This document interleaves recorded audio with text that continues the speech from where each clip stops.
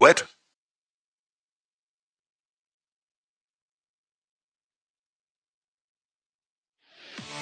This is Sports Talk with Phil Kornblue, Chris Bergen, and Pat Daniel.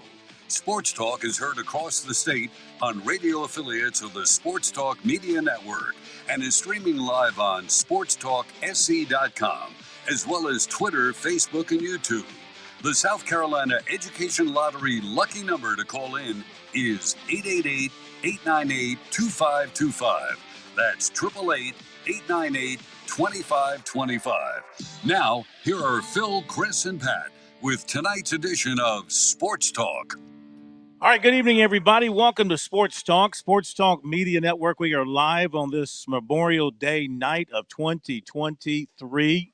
So happy to have you with us. And first of all, let's, of course, give a shout out to all the veterans and military families, members, those who are with us and those who have gone before, realizing, of course, what Memorial Day is really all about. We thank you for your service. We thank you for what you have given so that the three of us, Phil, Pat, and Chris, can be here and talking sports with you live on Memorial Day, a major holiday in the country. No holiday for us because it's a big day in our state. And though a lot of folks have taken the day off for one reason or another, that's their choice. We here on Sports Talk, when there's something big happening, like the beginning of the NCAA baseball tournament later this week, and it involves three of our teams in our state, it's important that we be here to talk about it with you, to give you a chance to call in and respond, and also to hear from the coaches.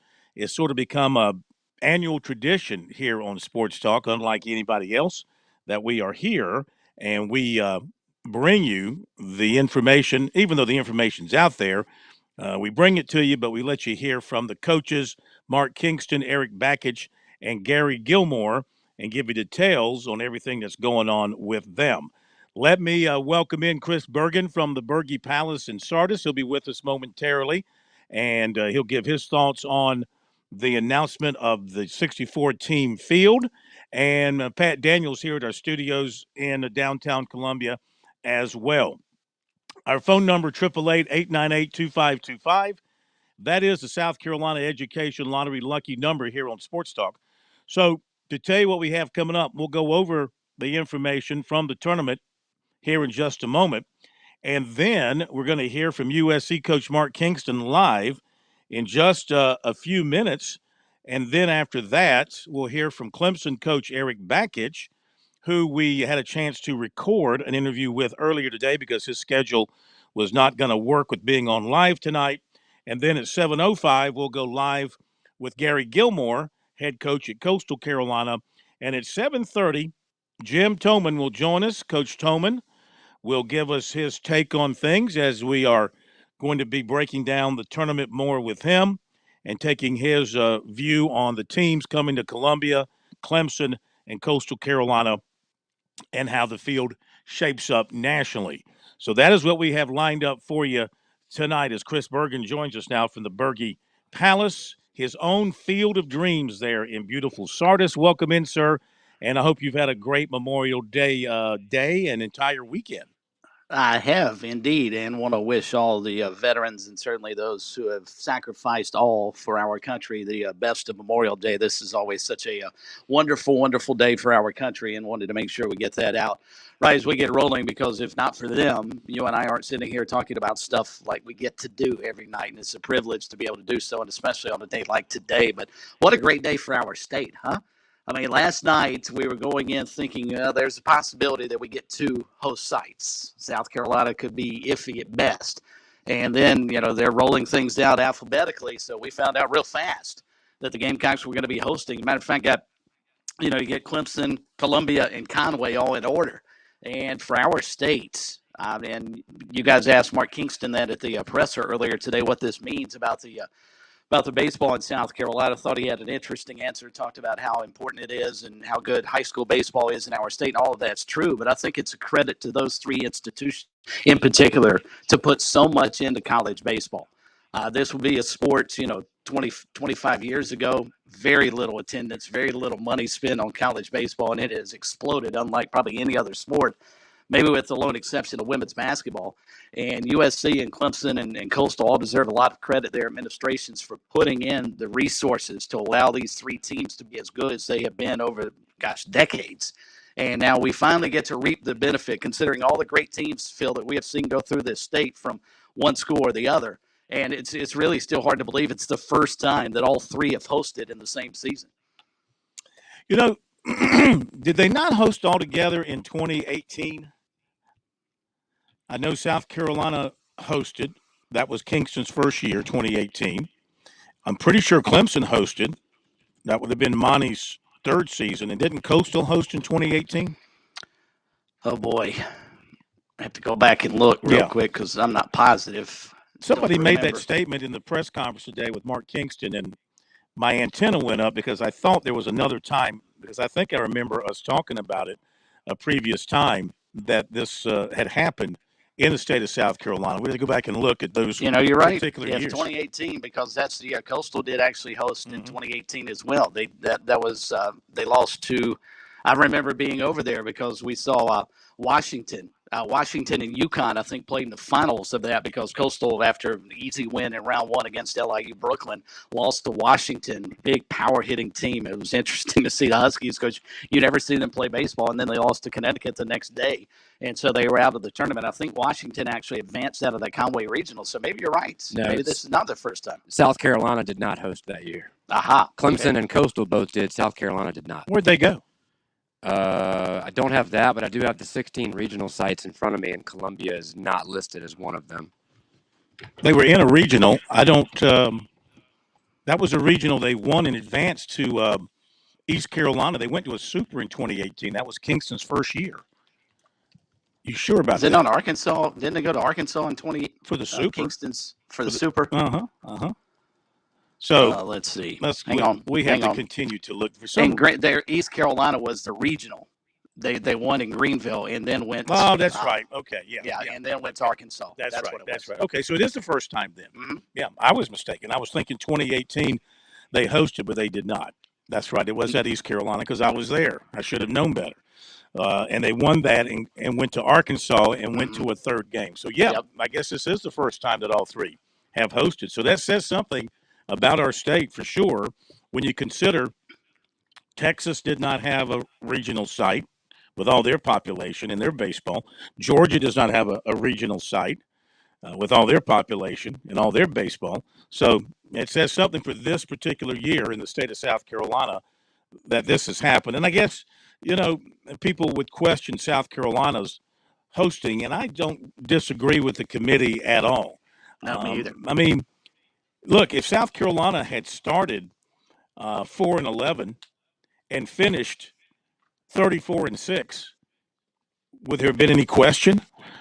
So what is the difference if you start 34-6 and finish 4-11 or 5-11, as the case was, I guess, or 5-13? They started 34-6, they finished 5-13. So just flip it. If you start 5-13 and finish 34-6, Kingston kept hammering the point when talking about hosting. You got to look at the whole season. You got to look at the whole body of work. And he did say today that Cole Messina should be fine to catch. His improvement from the concussion has been tremendous since he was hurt on Thursday, was it? Yeah, Thursday. So he should be good to go behind the plate. Assuming. And let me jump in there real quick, Phil, just from a standpoint, because I asked my wife, who's an athletic trainer. Yeah. He is in right now what sports medicine puts those guys through. It's a return to play protocol. It's a 5-day return to play. Since from the day after you have no symptoms. Mark Kingston said today that he had no symptoms last night, so he is slowly going back. And if he has any setback, unfortunately, he would not be able to go on Friday.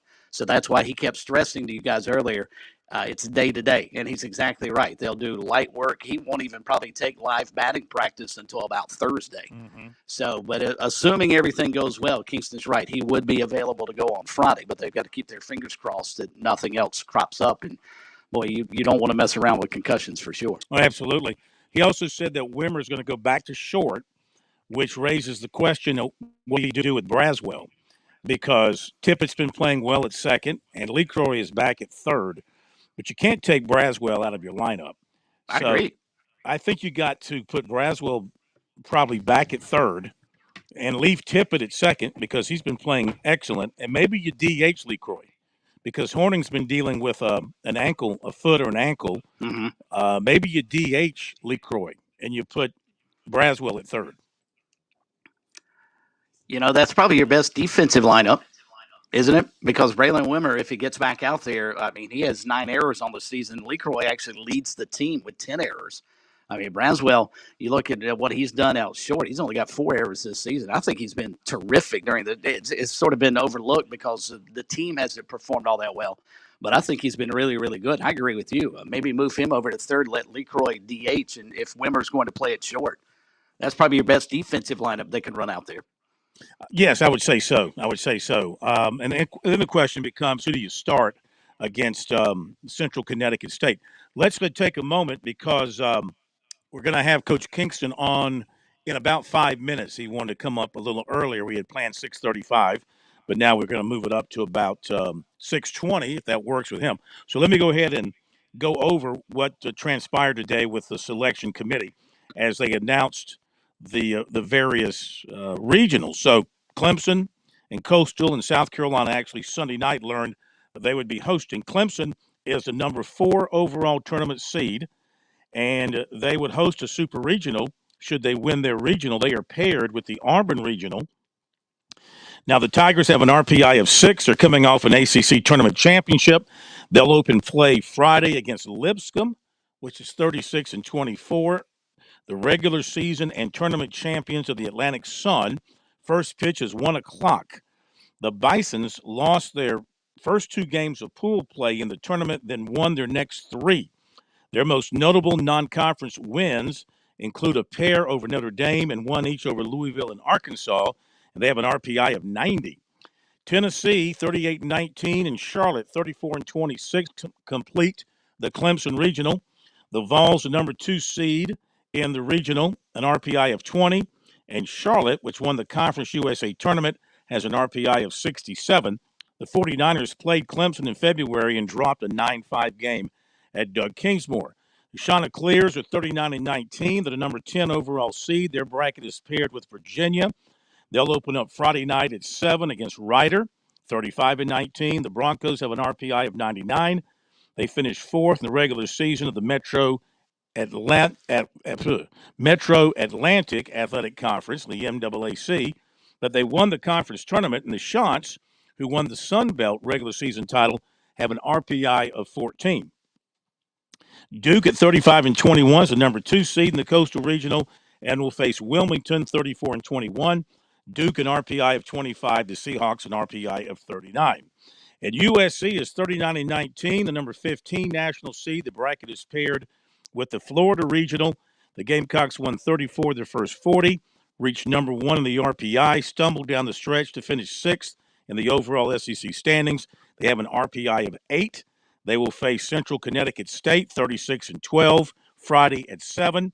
The Blue Devils won the Northeast regular season and tournament championships, an RPI of 111. Their best non-conference opponent was LSU, and they lost twice to the Tigers by a combined score of 39-4 in early March. Campbell at 44-13 will be the number 2 seed in Columbia. Camels won the Big South regular season and tournament titles, have an RPI of 13. They have 9 Q1 wins, including victories over Rutgers, East Carolina, and North Carolina. They will face the number 3 seed NC State Wolfpack, 35-19, at 1 o'clock on Friday. And State has an RPI of 23 with 10 Q1 victories. The Wolfpack split their 2 ACC tournament games, defeating Duke and losing to Miami. So Coach Kingston will be joining us here momentarily, and we'll talk more with him about that regional. As far as the top 8 seeds, the top 8 national seeds, Wake Forest, number 1, followed by Florida, Arkansas, Clemson, LSU, Vanderbilt, Virginia, and Stanford. So if everything went to chalk, those 8 would be hosting the Super Regionals. 9 is Miami, followed by Coastal Carolina, Oklahoma State, Kentucky, Auburn, Indiana, USC, and Alabama is a number 16 national seed. And we'll go over some of the other regional matchups as we go on through the program. So a reminder, Clemson will play at 1 o'clock on Friday in their game against Lipscomb. In South Carolina and Coastal Carolina, they'll play their games at 7 o'clock on Friday. And then you go into the bracket and you hope to avoid falling into the loser's bracket because that's when it becomes a daunting challenge for you because you start eating up that pitching. And with that said, let's welcome in USC coach Mark Kingston to Sports Talk as he prepares to take his Gamecocks to a regional for a third time and hosting for a second time. Coach, welcome into Sports Talk. Congratulations. I know it's a great day for any baseball team. You got the word last night, but you found out your assignment today, and it's a great day for any baseball team that makes the tournament. No question. There's only 64 teams left that get to play, and we're one of them. So a lot of teams now, this is their second season, and everybody has dreams of Omaha, including us. And so now it's a matter of preparing yourself, getting your scouting reports, and going out there and giving it everything you got. Committee must have been listening to you because you kept saying, yeah, I know the record wasn't great over the last month or so, but consider the entire body of work and what your team had done through that Florida series. They must have paid attention to that. And, of course, they leaned heavily on the RPI this time around. Well, Phil, I guess I've got to give you credit for that because you kept asking those questions in the press conferences, and you led me right to the point. So I guess we'll give you full credit for the opportunity to plead our case, and I guess somebody was listening. So let's give you all the credit right there. Well, I'll take none of the credit, but I will say it makes sense to me, not only that you're hosting and not only that that you made the tournament, but you're also hosting. Because anybody that saw your team play at its height when everybody was healthy and everything was clicking, you're as dangerous a team in that condition as anybody in the country. I agree with that 100%. You know, yesterday I was looking at different lineup possibilities going into the weekend, and what I tried to do was look at the different times where we scored in double digits, and we had a couple 20-run games, and we had some 13s and some 14s, and so I looked at the Vanderbilt. I happened to land on the Vanderbilt Friday night game, and we had 14 runs that night. And in the box score, you know, I was looking at our lineup and the batting order and all those things and who played and what positions. And we scored 14 runs that night. And in the box score, it said we were 30-4. And it's almost like I've almost forgotten that it was that great at that point because of the struggles we've had as of late. But 30-4, holy cow! To think that a team, any team, is capable of that kind of run. It's an incredible team. It was an incredible team that was put together. You know, now I'm hoping we can get it all back just in time for the postseason. But when it's right, when this team was clicking, it's as good as anybody. Well, that was going to be my next question to you. You know, you go into a tournament and some teams are red hot. They're on a roll. They're ready to play the next day. They don't want any time off. They just want to keep it going. And then there are other teams that make the tournament and they've kind of, stumbled their way in and they want to wipe the slate clean and kind of have a restart. Is that kind of how you guys look at it? It's sort of a restart. You're getting some people healthy. You'll probably be about as close as healthy as you've been in a long, long time. Do you kind of wipe that slate clean and look at it as a restart? Yeah, you do. And we keep using the word new opening day. It's like a second opportunity of an opening day for us. And that's the mindset I want our guys to have going in. I want it to feel fresh. I want it to feel new. I want them to feel rejuvenated. We have a full week off now of preparation and getting them where we need them to be mentally and physically. But it's a new start. We showed them a video today of the Atlanta Braves from a couple of years ago who were left for dead at the midway point. They were 51-54, which is well past the midway point in a major league season. And they were left for dead. You know, Acuna had been injured and they had been dealing with a lot of things, but they just kept pushing forward. They kept fighting. They didn't give in, and they found their mojo again towards the end of the season, and they ended up winning the World Series. And so we showed that video to our guys today just to let them know it's not just us talking about it. It's not a pipe dream. This happens all the time in sports. We know how good we are when we're on our game, and we need to recapture that, and I hope we do. Mm-hmm. USC head baseball coach Mark Kingston with us here tonight on Sports Talk. Gamecocks, the 15th national seed. They will actually open up the regionals this coming Friday night, 7 o'clock, against Central Connecticut State in the Columbia Regional. And, Coach, you talk about reset. How much do you want to see that offensively, in particular for your baseball team? Last 17 games or so, your squad hitting just above 200 as a team. How much is that injuries? How much is that the SEC quality pitching and the arms that you guys face on a night-in, night-out basis? And how much do you hope that maybe seeing some new opponents will actually open up that offense a little bit this weekend?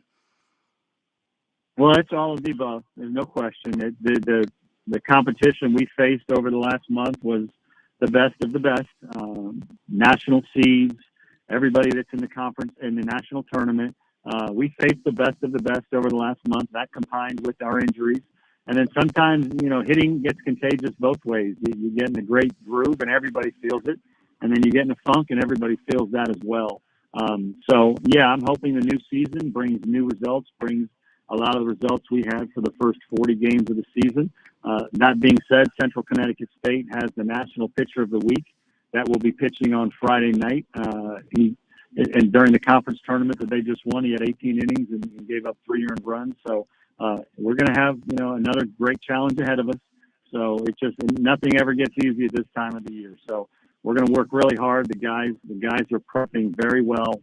Had a really good workout today. So we're just going to give it everything we got. Thought you had an interesting comment about how you'll set up your pitching, your offense, your defense, whatever the case may be, to win the regional, not necessarily just to go into Friday night's ball game. For fans who maybe didn't catch your regional press conference a bit earlier today, how are you guys going to think through that process heading into Friday? Well, you have to try to treat it a little bit like a pool game. You have to use one shot to set up the next. And so what we're going to do is obviously look at the matchups for our offense and decide what's the best lineup to put out there based on lefty-righty matchups. And then pitching matchups for us, obviously we have Hicks, we have Mahoney, we have Becker, we have Jones. Those 4 guys have started games for us the last few weeks of the season. And then we have Will Sanders, who will be back as well in some capacity. So what we want to try to do is find the right matchups for each of those guys, because each of them are a little bit different. Mahoney is a power guy with a sinker. Jones is more of a four-seam fastball guy. He does throw the sinker as well, but relies a little bit more on the slider. So each of our guys have their own unique traits, and so we want to try to make sure we match those up with who we anticipate playing and what type of hitters and offense they have to try to make sure that all 3 games we have a chance to win, because there's different choices. You can throw your number 1 guy in the first game just to try to ensure you win that game, but then maybe you leave yourself with less of a chance to win game 2. So we're going to try to win 3 games. It takes 3 games to win this regional minimum, and we're just going to try to give ourselves the best chance to win all 3. Because if you win the first game, but you're not really in a good shape matchup-wise for games 2 and 3, you haven't really gained anything. So, it takes some guts to do that. It takes some risk a little bit, but we've got to have the end in mind, and the end in mind is we want to play in Omaha some way, somehow. Yeah. And the regional you have, your number 8 RPI, Campbell's 13, and NC State's 23, and then there's Central Connecticut, and you said you'll see a great pitcher. So they dealt you a pretty stiff hand here as far as the competition in this regional. I don't know. I didn't go through every regional and break it down by RPI, but you've got to have, among the top 3 teams in a regional, you got to have one of the toughest draws there with an 8, a 13, and a 23, including yourself. Yeah, but you know what? We faced number 1, number 2, number 3, number 4, number 5, number 6. Our whole season has been facing top 10 RPIs and top 20 RPIs. So it'll be nothing new for us. It'll be about how do we play and are we back to the team that we can be. And if we are, we feel like we can compete with anybody. And if we're struggling like we have, then you know what? We'll be battling the whole time. Well, we wish you the best of luck. Look forward to covering the regional this week, seeing you during the press conferences and after the games. And we thank you so much for the time. Congratulations to you once again, and good luck this weekend. All right. Thank you very much, and thank you for having me on again. Appreciate you guys. Thanks, Coach. Thank you. Coach Mark Kingston leading us off here tonight. Our coverage, NCAA Tournament Selection Monday. We'll take some phone calls coming up, and we'll hear from Clemson coach Eric Backish just a few minutes. Be right back.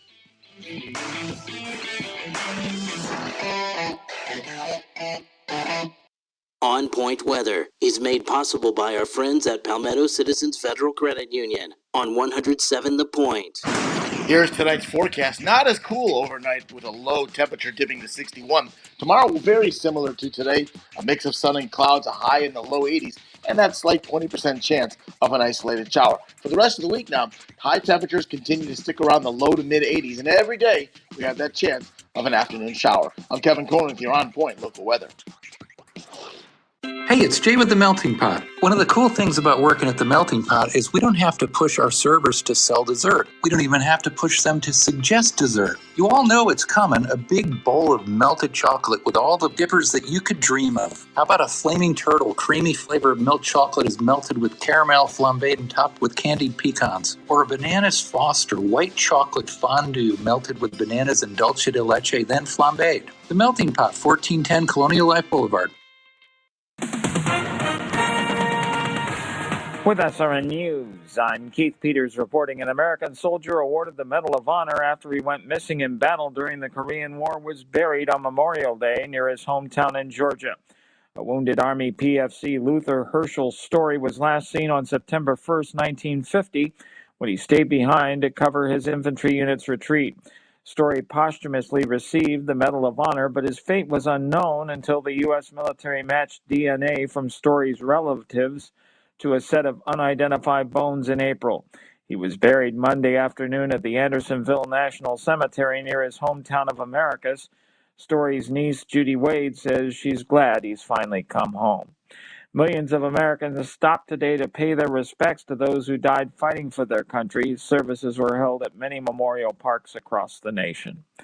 More details at srnnews.com. Dave Ramsey here. Do you want your money to work for you rather than you working for your money? Go see my friends at Palmetto Citizens Federal Credit Union. They're not a mega bank and have been serving the Midlands since 1936, offering good old-fashioned customer service and free services. They'll look out for your financial well-being. With 14 locations, check them out today at palmettocitizens.org. Federally insured by the NCUA. Are you getting a tax refund? You've been waiting to put those new hardwood floors in? Or is it that luxury vinyl plank that's so hot right now? It's time to call the flooring department. Stretch your dollars here. The flooring department doesn't have a huge multi-million-dollar showroom to pay for. They keep your prices down and your quality up. Look, we all buy from the same manufacturers, so why pay more? Online at theflooringdepartment.com or call 951-3567. That's 951-FLOR. Pardon me, ma'am. Are you interested in lowering your energy usage and saving money? Make it quick. Did you know that Dominion Energy offers heating and cooling rebates up to $750? That's a lot of money. Yes, it is. And it comes in handy if your system fails and you need a replacement. Any restrictions? For starters, your new equipment must be Energy Star qualified. That's a good thing. Go to DominionEnergySC.com and click Save Energy. DominionEnergySC.com it is. Thanks for the tip. Certain restrictions apply. It's May. It's always a great time to show love to our fur babies. May also includes Be Kind to Animals Week. The Columbia Animal Shelter encourages you to adopt a dog or cat in May. And from the 8th through the 13th, you can adopt for only $5. Go to petfinder.com and choose your newest family member. The weather is great. It's a perfect time to bring that puppy or kitty cat home. Be a hero. $5 adoptions from the Columbia Animal Shelter. Visit petfinder.com and be kind to animals. It's the Cigar Militia, Columbia's premium cigar store. It's that time of year. It's golf weather. Are you going golfing this weekend? Be the guy bringing the sticks, not the guy that borrows. Come by and refill your humidor or just pull off the interstate for a smoke and a cold beverage. Our friendly and knowledgeable staff will help you. You can be a novice or a seasoned veteran. Our friendly staff will walk you through the humidor and answer your questions. We're at 1410 Colonial Life Boulevard next to the Melting Pot. I'm Jeremy Sweet from Sweet's Comfort Services. If you need service or a new system installed that meets the new SEER 2 requirements, you want someone properly qualified, we stand by our work and charge a fair price. We're a full-service HVAC company and customer satisfaction is a necessity. We even offer affordable preventative maintenance agreements and financing. We're online at sweethvac.com or call us at 803-331-8143. That's Suites Comfort Services, 331-8143.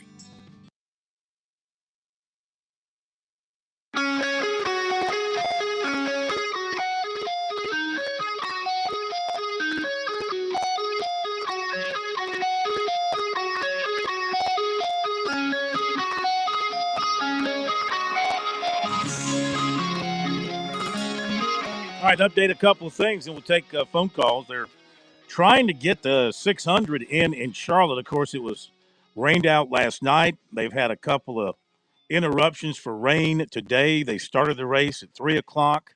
They have completed 209 laps, and Kevin Harvick has moved to the lead with 209 laps down, 191 to go. Your top five would be Kevin Harvick, Joey Logano, Ricky Stenhouse Jr., Ryan Blaney, and Kyle Busch. They've had a bunch of wrecks out there. They've had a total of 9 cautions, including competition caution, a caution for precipitation, stage conclusion, etc. They've had a few wrecks out there as well. Jimmy Johnson is in dead last. In fact, I think he might be out. His car got knocked around pretty good a couple of times. So keep a watch on this. 189 laps to go. You'll be able to watch it when our show's over. Yeah, really. Average speed, because of all the cautions, is only 116 miles an hour. But the last lap was 182.205. And we got Major League Baseball, of course, on Memorial Day. Arizona leading Colorado 7-5, bottom of the 8th. Houston over Minnesota, top of the 9th, 5-4. It was San Francisco leading Pittsburgh 6-2, top of the 7th. The Braves, who played a night game last night in Atlanta, are playing tonight in Oakland. I mean, they'd almost never make you fly and play the next day when you're going coast to coast, especially when you play a night game. But they are. The Braves played last night at home, and they have flown out to Oakland. Texas beat Detroit 5-0. Kansas City shut out St. Louis 7-0. The Cubs beat Tampa Bay today at Wrigley 1-0. A game that took 2 hours and 10 minutes, I think. And I have firsthand knowledge of that, and had some folks who I know who went to the game and said it was really fast, like 2 hours and 10 minutes. Cubs beat Tampa Bay 1-0. Okay, to the phones we go, 888-898-2525. That is the South Carolina Education Lottery lucky number. And since 2002, more than $2.2 billion in lottery proceeds have been used to fund life scholarships for the state's college-bound students. Learn more about the lottery's impact at sceducationlottery.com/educationwins. And playing for fun is a win for education. Okay, we're live with you tonight on this holiday night. We're glad you're with us as we go to our phone calls. And we are going to be going first to Gamecock Larry in Swansea. Hello, Gamecock Larry. Welcome in, sir. And on this Memorial Day, we're glad you're with us, and we salute you for your service to the good old U.S. of A. Thank you, Mr. Phil. Good evening, Mr. Phil, Pat, Chris, and Smitty. Let me tell you something about this region, Clemson and South Carolina. Clemson, remember the bowl game. I don't like Tennessee. I don't like Clemson. But remember what happened in the bowl game. Same old in the regional. You're playing with the big boys now, not the ACC. Now, Lord, I done forgot what I was going to say, Mr. Phil. I had something I wanted to say to you, and I done forgot it. Must have been a lie. But I feel good, and I appreciate you.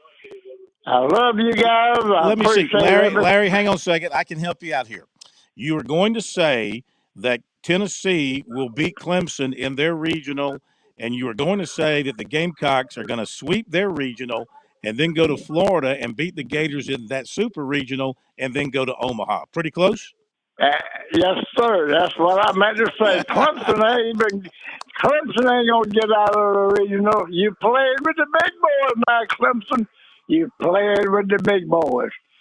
We got eight out of 16 SEC teams hosting a regional. Do you believe? And we're going to have at least 4 teams hosting a super regional.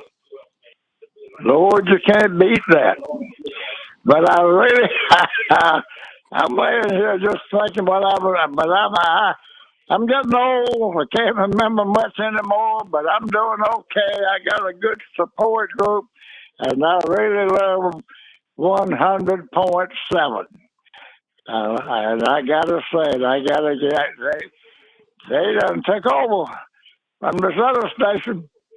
Boy, I can't hardly wait to get here, Mr. Field, and all come on at 6 o'clock. Domination. And boy, when I dial my phone, I said, if it don't answer, I'm going to keep dialing. Keep on. Till I get him. I love you guys. Have a good day. Clemson, Tennessee. Tennessee will lead Clemson at home in the regional. Go Gamecocks. All right. Thank you, Larry. Hey, I forgot about that, Chris. I forgot about the Clemson, Tennessee football brouhaha at the Orange Bowl. Tigers took it on the chin there, got a chance for revenge. But this Tennessee team, they didn't have a year that they expected to have, obviously, but they are a dangerous team. They are, and they played really well at the end of the season, especially when they came into Columbia and took 2 out of 3 from the Gamecocks. But I love Larry's passion for his team, but he's evidently not watched Clemson the last month, because unless Tennessee's pitching staff gets it really spot on for their second game, because they're not going to be able to hold their ace, whomever they determine their ace. They've got to win that first game to get a shot at the Tigers. You've got to find a way to keep those Clemson bats at bay. And I'm just, after watching how they rolled through the ACC tournament and how they have here late, it's going to take a tremendous pitching effort to keep those guys down. Yeah, they are red hot. They're putting hits together. They're hitting with power, putting big innings, putting crooked numbers up on the scoreboard. They got it going right now. Yeah, They can hit off anybody, or so it seems. Let's go to Ron in Columbia next on Sports Talk. Ron, good to have you with us. Appreciate it. Happy Memorial Day to you. How you doing, Phil? Doing great, sir. Great to hear from you. Good. Really, I'm not in Columbia. That's all right. Did I say Columbia? I should have said Greenville. You should have. Yeah. Please don't mix Columbia up with Greenville. Sorry. That was on me. Okay. Phil, you was right about the Boston Celtics. Yes, I was, but it ain't over yet, Ron. It ain't over yet. You know, we've climbed to the tip of the mountaintop. We got to take that last step. I got 3 questions. One of them was, what time is the game tonight? 8:30. What channel? TNT. TNT. Okay. Secondly, why is Clemson playing at 1 o'clock Friday? Looks like they would play later on that night to get the big crowd in. My guess is TV. Oh, TV. TV would be my guess. They got to have somebody.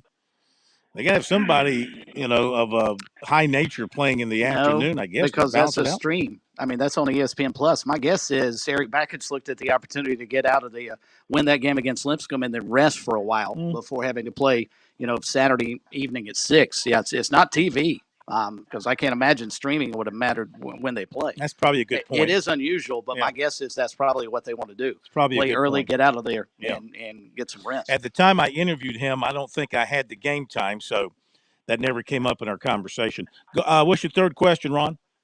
My third question is the SEC very fortunate to get 8 host regionals, and the reason I think they got that is for attendance. I think they're out for every dollar they can get.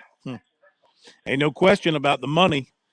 And like if it came down to Campbell and Auburn, and I know people want to point to John Cohen, the AD at Auburn, being the head of the committee. But, I mean, who knows? He's supposed to recuse himself when his team is being talked about and that situation is being talked about, but maybe he influences others on the committee. I don't know. Seems to me like Campbell was going to have to host at a minor league park in Fayetteville, and I guess their feeling was Auburn had done enough in the last part of the season. It played very well and probably made a stronger guarantee. You know, these teams have to make guarantees, financial guarantees to the NCAA. So they probably came in with a stronger financial guarantee would be my guess. Right now, there's one school was real high that has a capacity of 650. Is that Campbell? Yeah, I would probably say yeah. In the Big South, I don't have. We can look it up. I don't have their facilities right in front of me, but I imagine that Campbell doesn't have a. You got something on it, Pat? 700-person stadium. Okay, 700. But remember, they were going to play in that minor league park, though. Right. Yeah. Yeah. Okay. Well, guys, I can't wait till Friday. Should be fun. Thank you, sir. Thank you, Ron. Right, glad you're doing well. Good hearing from you. Let's go to Andy before we get to Eric Backish. Andy in Columbia, welcome into Sports Talk. How are you? Well, Corn, it's about time you won a bet.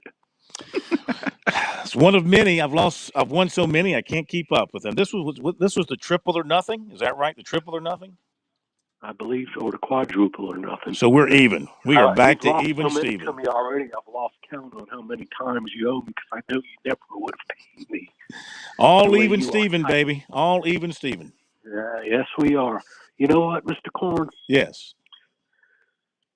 The reason that that the RPI is so high in the Columbia Regional was because the man you had on, the bum, couldn't get his team to play any better to have a higher RPI, to have lower RPI teams in here. Look at the Lexington Regional. They got some teams in that regional. Mm-hmm. Have you seen that one? Oh, I've seen them all. You have? Can you tell me who's in the Lexington Regional?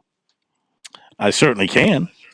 Well, tell me. Let's go. Chop, chop. Well, I didn't say I had it memorized. I could certainly. I didn't claim to memorize the thing, but I've got the bracket right here in front of me. So the Kentucky, Ball State, Indiana, and West Virginia. Say again. Ball State, Indiana, and West Virginia. Okay. All those teams are pretty close to the same win number as South Carolina. Mm-hmm. 2 of them are over. But my prediction, and if you want to take my bet on it, you can. If you don't, you're probably on the same avenue as I am. Lay it on me. I think the Humps are going to walk right out of here with the regional victory. Getting over the hump will be tough. Campbell is by no means a lightweight. You might not respect them because they are a former NAIA program that's come up through the ranks and they play in the Big South and all that kind of stuff. But they've got a heck of a baseball team. And they've been good for a few years, Chris, haven't they? This is not just a Johnny-come-lately. No, I think they've been building to this point, and probably were hoping this was going to be the year they got an opportunity to host. And they bring in the nation's top scoring offense. And obviously, is that against SEC caliber opponents? Well, you look at their schedule. I mean, they have gone out. They did everything that a team like Campbell could possibly do to earn the respect of the committee. It just didn't work out for them. But, I mean, you look at their schedule. North Carolina's on there. Coastal's on there. They played East Carolina a couple of times. I mean, they've got a very, very good non-conference schedule. They did what Coastal had done for years, try and beef up their non-conference schedule to battle against, a bad conference schedule in the Big South. And that's what Campbell's doing now. And to their credit, they have found a way against whomever they've played to lead the country in scoring. It is not going to be easy regional. There's no doubt for South Carolina. Well, this will be their 5th straight regional appearance. They're only 6-12 all time in the NCAA tournament. Last year they were in Knoxville, and they were eliminated by Georgia Tech. They went 1-2. They won 2 games in Starkville the previous year, 2 games the previous tournament in Greenville, North Carolina. So they've won some games here of late. They just haven't been able to advance to that next round. So they will be tough because, as Chris pointed out, they do have extremely good offense, but they're also known for their pitching as well. So if South Carolina takes care of Central, Connecticut State, and then and Campbell gets by NC State, and that should be a backyard brawl there, right? Because Campbell and they didn't play NC State during the regular season, so my guess is they're much more looking forward to that matchup with the Wolfpack than they would be against the Gamecocks. They will extend everything they can, obviously, but so will NC State, a former national champion, according to Alan Smothers. We're going to hear from Eric Backish after the break. If you're looking to stay hydrated this summer, turn toward a southern favorite, sweet South Carolina watermelons. One slice is equivalent to a glass of water and is just as effective as sports drinks for hydration. If you don't believe us, you can ask the Palmetto State's top football teams. The SC Watermelon Association will be serving up slices after summer practice to keep our teams fueled and hydrated. Visit scwatermelon.org for all the details and look for ripe South Carolina watermelons in your hometown. George Bryant here for Tsunami Bar Sports, and some say the fun is in the winning. I say the fun is in the training. And Tsunami Robbie, what do you say? George, we all know you get more done when you're having fun. This technology is different. It's engaging, but it's also a lot of fun to use. Hi, this is Phil Kornblut. Be sure to click on the digital ad on SportsTalkSC.com and get 5% off any Tsunami Bar order using promo code BBB5. Don't wait, order today. Hi, folks. This is Mike Morgan. I want to tell you about an exciting new product from my friends at Vision Air Solutions. Staying healthy in my line of work is so critical, and probably in yours as well. A large factor in all that is making sure we're breathing in healthy and safe air every day. That's where Vision Air Solutions comes in. They make sure your home has air purification for all the air pollution you can't see. Viruses, mold, bacteria, stale odors, cooking smells, and volatile organic compounds. They make sure your home is full of clean air and also offer HVAC duct cleaning and sanitation as well. Make sure you and your family are breathing clean air today by giving Vision Air Solutions a call today. 803-220-1811. That's 803-220-1811. Tell them Mike sent you. Have you turned on the fun? Try Cash Pop from the South Carolina Education Lottery. Pick one number from 1 to 15, win up to $2,500, or play all 15 numbers, and you're guaranteed to win. Play twice a day to double your fun. It really is that easy. Visit sceducationlottery.com to get the details. Cash Pop. It's the light of the party.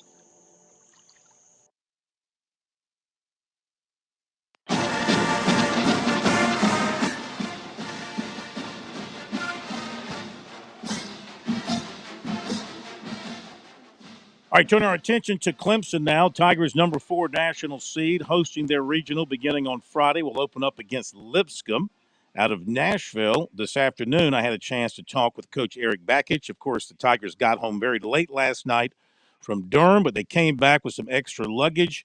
That would be the ACC Tournament Championship Trophy. What a performance. What a run they have been on here of late. And I asked Coach Bakich how the team was settling in mentally, looking ahead to this regional and continuing what they've been doing here late in the season. You know, I told the team that regardless of what happens moving forward, Team 126 will always be remembered and always be talked about to future generations of Clemson baseball players. Anytime we ever hit a rough patch or have a bad weekend or any adversity really at all, they will be reminded of the turnaround that Team 126 had mid-year. And so I think it's just a great, inspiring story of where this team was 31 games into the season and where they are now, and just kind of follows that mindset way of thinking that we're never out of the fight, and they can achieve anything that they put their minds to. So just very proud of this group and grateful for the position that we're in today. Was there a particular moment during the season when you kind of felt things turning around, maybe a meeting or something happening in a ball game? I recall an interview you did with the Upstate Media in which you stated that things would take off at some point in time, and you were expecting the team to go on a roll at about that time. Yeah, it just felt like we were so close. You know, it's not like we were getting blown out. We were right there. Everything was a close game, and there were plenty of games where we had the lead late and lost it. It just some unfortunate luck at times, some unfortunate injuries along the way. But to our guys' credit, they did not lose faith. They did not get negative. They stayed positive. The coaches stayed positive. And there was no magic pill moment It was just the combination of a lot of days that required dirty hard work to dig ourselves out of the hole that we put ourselves in. How are you feeling about your team mentally and physically coming off the ACC Tournament Championship run? Feel good. We just have all of our energy, put on squarely on the target of just getting better this week. Be on recovery, be on improvement, be on strengthening, and then we'll put the target only on Lipscomb. We are only looking at this as a Lipscomb tournament, not overlooking them because they are a fantastic ball club with a lot of star power. They got the Atlantic Sun Pitcher of the Year that throws for them. They've got a team with 4 guys with double-digit home runs, 2 of them with over 20, a team with 106 home runs and 100 stolen bases. They've got very good players. They are very well coached. I've known Coach Jeff Forehand for a long, long time, since the Vandy days. So we know that we've got a huge challenge for us this Friday night, and we're not looking past it for 1 second. So our preparation this week is the most important thing, and then our game versus Lipscomb is the next most important thing. And we're talking with Clemson baseball coach Eric Backage here on Sports Talk. So what is your philosophy as a number 1 seed facing the number 4 seed when it comes to your starting pitchers? Some coaches like to go with their number 1 guy. Some coaches like to save that number 1 guy for the next game. What's your feeling about that? We'll just stick with the rotation we had this past weekend in the tournament. We'll throw Austin Gordon in game 1 and go from there. But we're very much not going to save anyone. We'll treat this as a 1-game series and do whatever we have to do to come out on top in game 1. But we are not going to hold anything back or do anything, play any type of games in terms of that regard where we're overlooking our first opponent. We've got all of our energy centered on Lipscomb right now. You've got 2 other very good teams in this regional, in Tennessee and Charlotte. How do you feel about the overall strength of the regional? Oh, 2 excellent teams. Charlotte's coming off of a dog pile and a conference tournament conference tournament championship, and Tennessee has been one of the top programs in the country for the last few years, and they have plenty of star power and elite performers, and we certainly know that this is one heck of a regional, starting with Lipscomb. And we're visiting with Clemson baseball coach Eric Backage here on Sports Talk. Coach, how do you look at the postseason in that some teams going in, it's a wipe the slate clean, it's a restart because they kind of stumbled getting into postseason play. For others, they're going in with a lot of momentum. They're going in red hot, kind of like your team, and they just want to keep it going. Do you look at the postseason as let's keep it going kind of thing, or wipe the slate clean and restart? Yeah, I think we're always cautious and in a make sure that we are doing everything we can to prevent injuries. So it's always on our mind of just making sure we're smart with our training and very proactive with our recovery. So in terms of that, yeah, but we, outside of some your normal bumps and bruises and nicks and scrapes, we're looking forward to everybody being able to contribute. Eric Backage, who we talked to earlier this afternoon, and the Tigers heading into their regional as a number 4 national seed. Chris, I tell you what, that is such a turnaround for that team because they were dead in the water first quarter of the season, and then they caught fire, and they've not let up since. They've been playing incredibly good baseball. You were asking earlier, how would you view South Carolina if their season had been turned around? Well, there's your example. Clemson is South Carolina's season turned around. They started off horribly, and they weren't even in the discussion, not just to host, but to make the tournament, period. And whatever Eric Backage did or those guys started to buy in, it's been amazing. Saw a really interesting tweet over the weekend from Cade Klubnik. He said, can someone fact check to see if a player ever won an ACC title in 2 different sports in the same year? He's talking about Will Taylor winning a football title and a baseball championship in the same season. Pretty amazing. Wonder if Kyle Parker did that at Clemson. May have. Go back and see if that corresponds with his year. with the Tigers. Okay, going to hit a break. We got the great Gary Gilmore coming up and the wonderful Jim Toman as well, plus recruiting. We'll be back.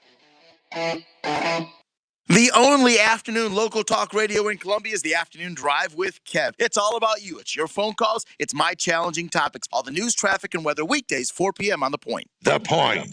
The Point. WQXL Columbia, W264DF. Grills, outdoor kitchens, and fireplaces. Spring Sizzle starts with Bart. This is 107 The Point. News this hour from townhall.com. I'm Keith Peters reporting. Across the nation today, people stopped to remember the ultimate sacrifices made by members of the armed services for their country on Memorial Day. What began as Decoration Day shortly after the Civil War has become what America celebrates as Memorial Day. Military affairs analyst retired Lieutenant Colonel Robert McGinnis says the first Memorial Day was celebrated on May 30th, 1868. The General John Logan of the Grand Army of the Republic, made a speech, and he outlined the importance of remembering those that came before us that, paid the ultimate sacrifice. McGinnis spoke with the Salem Radio Network. A cruise ship that navigated rough seas off the South Carolina coast over the holiday weekend has resumed sailing on its next cruise. Correspondent Shelley Adler reports. Terrified passengers on the Carnival Sunshine took to social media to post video of water pouring through a flooded hallway on a cabin level. Passenger Daniel Taylor told WCIV-TV, the crew, quote, left us blind, not reassuring us what was going on, where we were headed to, and what the plan was. In a statement to the AP, Carnival Cruise Line said the ship's return to Charleston from the Bahamas on Saturday was delayed by prolonged bad weather and rough seas in the area. No serious injuries were reported. I'm Shelley Adler. President Biden acknowledged Monday that not all Democrats on the left may vote for the debt ceiling package that Congress will take up, but he says he feels good about where things stand. After weeks of negotiations, he and Speaker Kevin McCarthy struck an agreement to avert a potentially devastating government default. The stakes are high for both men. More on these stories at townhall.com. Relief Factor, pain relief that's natural, pain relief that works, and pain relief that attacks the source of the pain.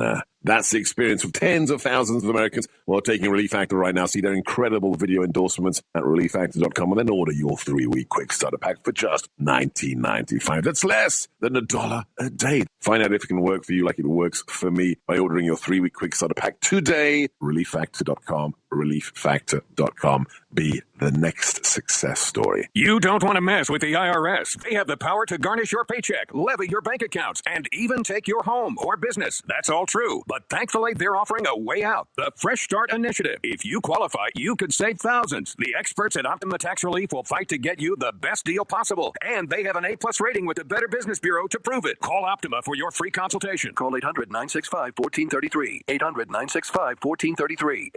Optima Tax Relief. For details, visit OptimaTaxRelief.com. South Africa's president has appointed a judge to oversee an inquiry into allegations that the country supplied arms to Russia.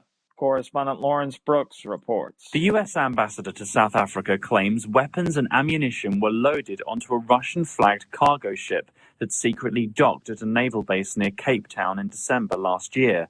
Ambassador Ruben Brickety indicated that the allegations were based on U.S. intelligence and that he would bet his life on the accuracy of his claim.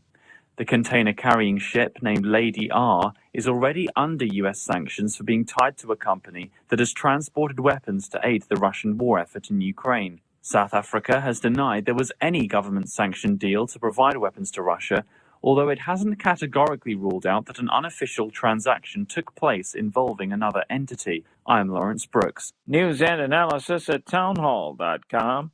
I'm Keith Peters. On Point Weather is made possible by our friends at Palmetto Citizens Federal Credit Union on 107 The Point. Here's tonight's forecast. Not as cool overnight with a low temperature dipping to 61. Tomorrow, very similar to today. A mix of sun and clouds, a high in the low 80s, and that slight 20% chance of an isolated shower. For the rest of the week now, high temperatures continue to stick around the low to mid 80s, and every day we have that chance of an afternoon shower. I'm Kevin Corn with your On Point local weather. WQXL Columbia, W264DM. Grills, outdoor kitchens, and fireplaces. Spring Sizzle starts with Bart. This is 107 The Please Point. press button now. No, number 1.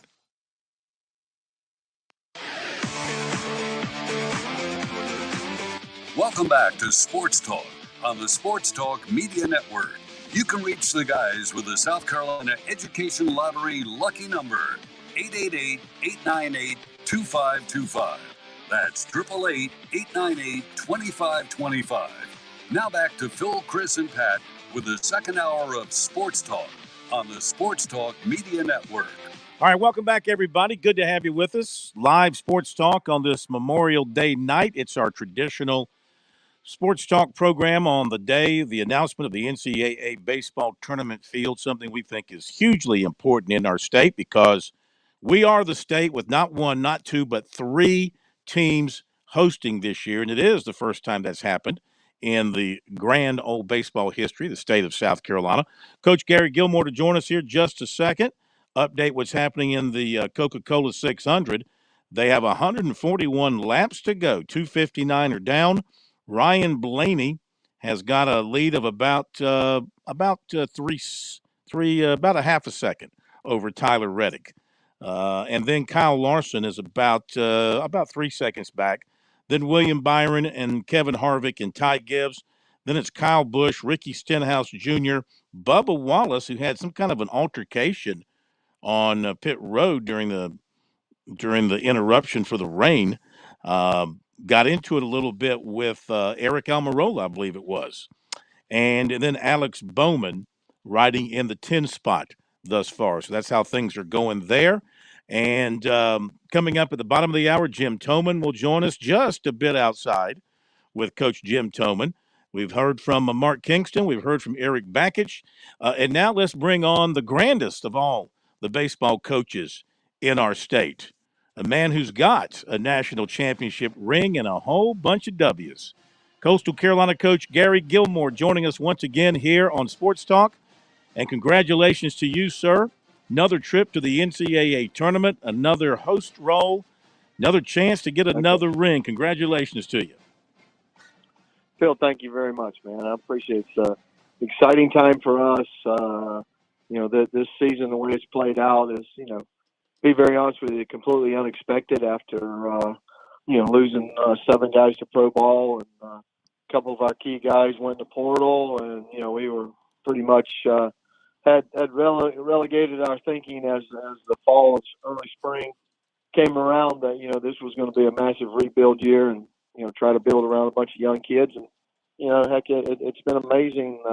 Young kids have performed probably collectively better than any group of freshmen that, I've ever coached in 38 years as a group of people. And, we've had 4 or 5 older guys have career years that have really kind of set the tone for those young guys. And, it's been a great mix, being around them and watching the team grow, not only on the field, but, grow closer and closer as people and teammates as the year went on. That bodes well for your future. And you're right. I mean, you go back to the beginning of the season, let's face it, from a national standpoint, Coastal Carolina was nowhere to be seen. You started winning games and beating people, and you move up in the RPI and you move up in the national polls. And then, I mean, you got into the 10, 11, 12 area there of the RPI and just sort of stayed there the rest of the season. You went on and won your conference regular season title. I know the tournament didn't end the way you wanted it to. Was that just an aberration compared to the way you've been playing, or do you come out of that with some concerns going into the NCAA tournament? I mean, it's, I honestly thought we, probably for the 4 games collectively, probably pitched about as well as we had pitched all year. And, I think that, offensively, just I felt like we had the foot on the throttle of game 1 and 2, and then we had that off day, and in all honesty, I think we just it wasn't that we weren't trying. Our focus and intensity was just a smidgen off, and to Louisiana's credit, I mean they played exceptionally well. The young man they pitched against us, I don't know if I've ever had anybody do that in my career, where they pitch 60 or 70 pitches in game 1 and throw 80 in game 2, and and just basically hold us in check, and it was I mean I was just kind of mesmerized by the whole thing. Game 2 I think we had 9 balls in the upper 90s, the low a little bit over 100 miles an hour, and only one of them fell for a hit. And that it just wasn't meant to be. We missed a ball in the outfield that cost us 2 runs. And we should have entered the 9th inning with a 2-1 deficit and stuff. But I mean, at the end of the day, we're very blessed to be where we're at, and I couldn't be more happy for a group of kids. I mean, to have enough people think enough about what we've done all year long to allow us to host is a tremendous compliment. You guys that understand college baseball, how difficult that is. I mean, it just doesn't happen very often, and it happened to a team that if I don't lose portal guys and I don't lose this, I mean, about 75% of this lineup and pitching staff can come back.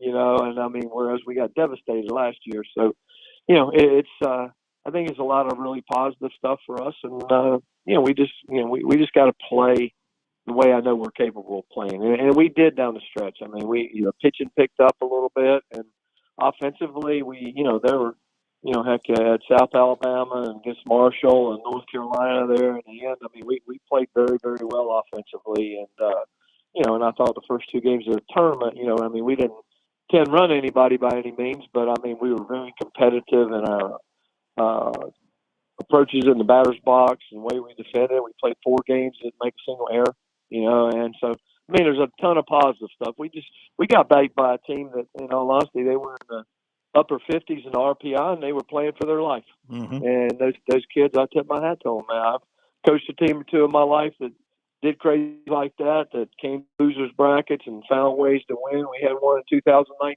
We were 6th place in our league and lose opening day and end up having to play 6 games to win our conference tournament. Our pitching staff numbers had been really bad all year long, but we had one of the best offenses in the country, and man, we got on a hot streak, and we just ran through that thing, and it was unbelievable to be able to do that. So I've been on the other end of it, and I tip my hat to Matt Deggs and his staff and his players. Man, for me, they were very deserving of getting that large bid. Let me ask you a question, kind of a little bit off the topic of the tournament, but you brought up the portal and all of that, and the young guys you have coming back, if you can keep them, which is the big question. But I look at your program, and I mean, look, you got a great facility in a great location with great tradition. You're a Hall of Fame coach. You've proven you can win conference and national championships. Why would a really good player want to leave to go somewhere else when they can accomplish it at your place? And my question is, and we all know the NIL situation, but is Coastal, are you guys willing, are you able to battle to keep guys from an NIL standpoint? I'm sure that's something you must be facing. Oh, I mean, you ask that question, and it's very easily answered. Why do guys go play for the Yankees and the Red Sox and the Angels and the Dodgers?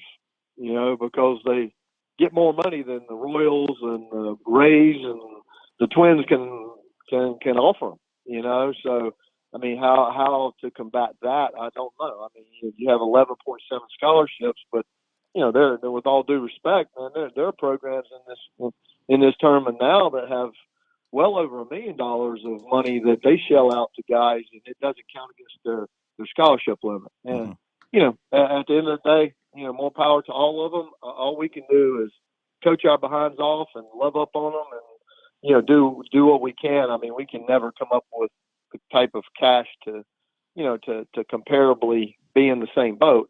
If a kid leaves because of that, then that's what they have to do. I mean, as a parent, having coached a draft pick kid, I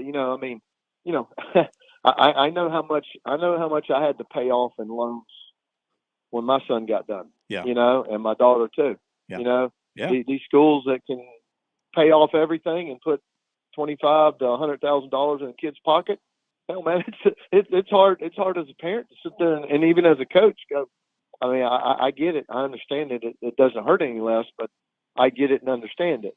So I really don't know the answer to the whole thing. It's I honestly wish someone would make some legitimate decisions. I mean, the biggest thing that's wrong, in my opinion, is like when your season ends, there should be a 72-hour period by which you have to meet with your players, offer them a scholarship for the next year. If they sign it, they forego the opportunity to go in the portal.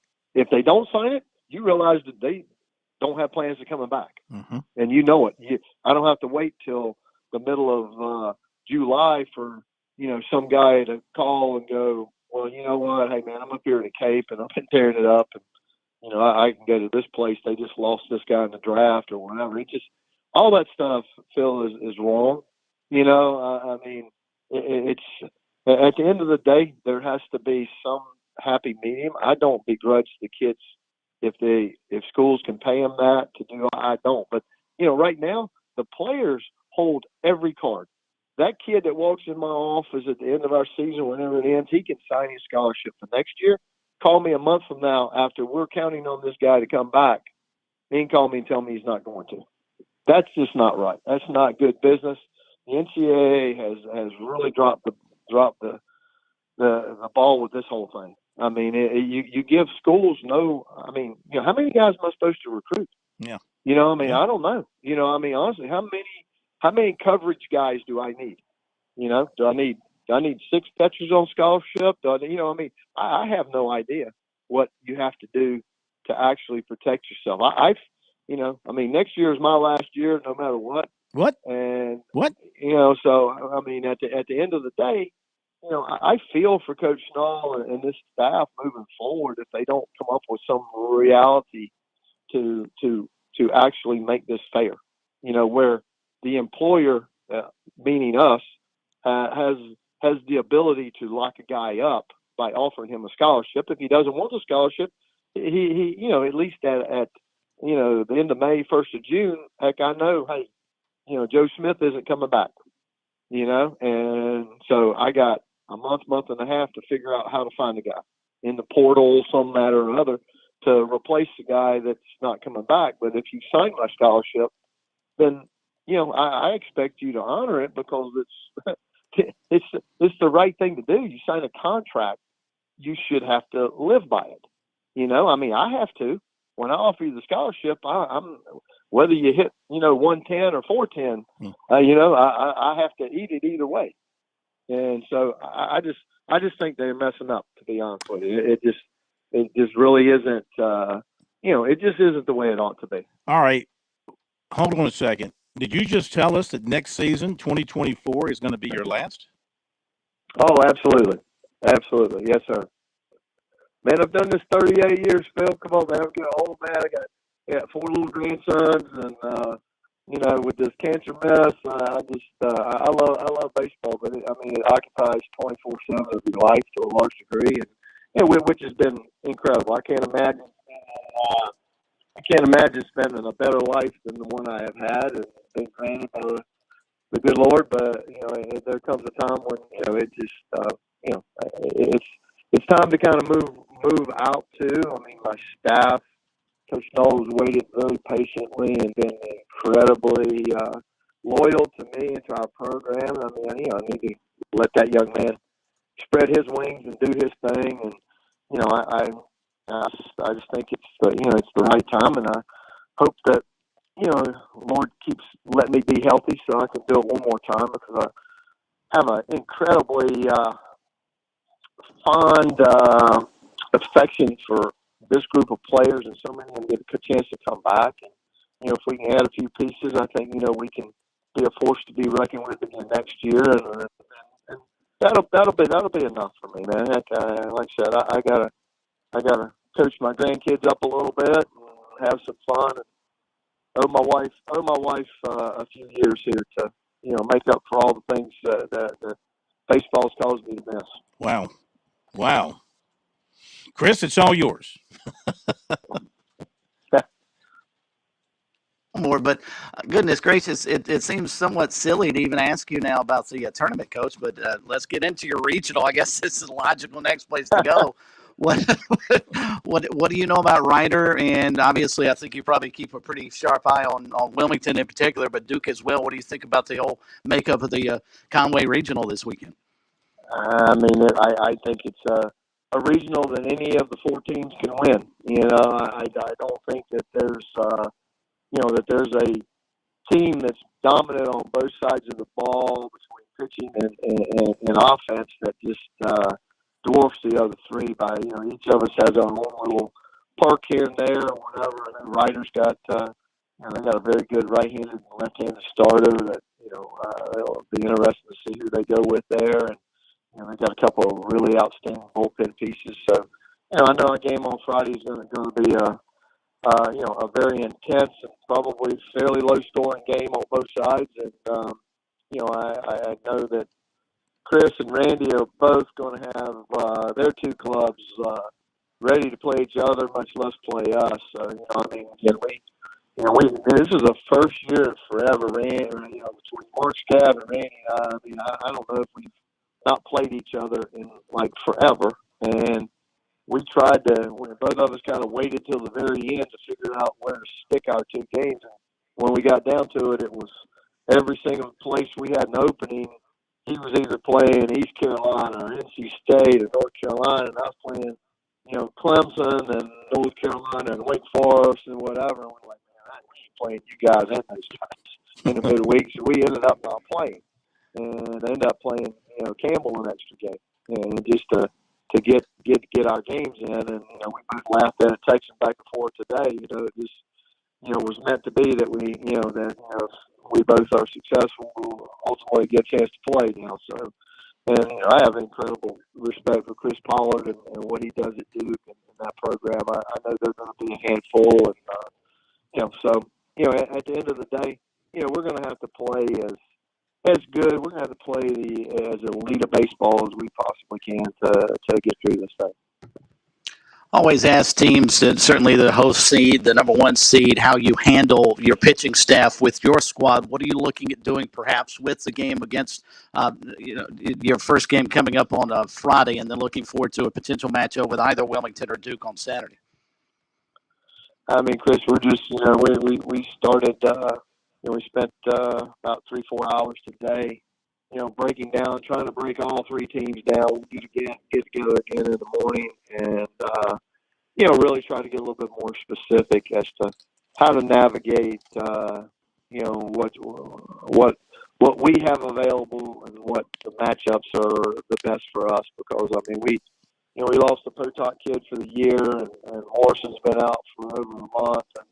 And, at this point, don't see him pitching. So, we're basically, have had to take two of our key bullpen pieces that really gave us chances in the midweek to be really good early in the year, and had to make starters out of them. And, it just weakens us in other areas. So, for us, it's, we have to be very conscious of every pitch we throw and everything we do, and try to figure out how to navigate, through, if I were looking at it, through the possibility of, playing 4 games, and,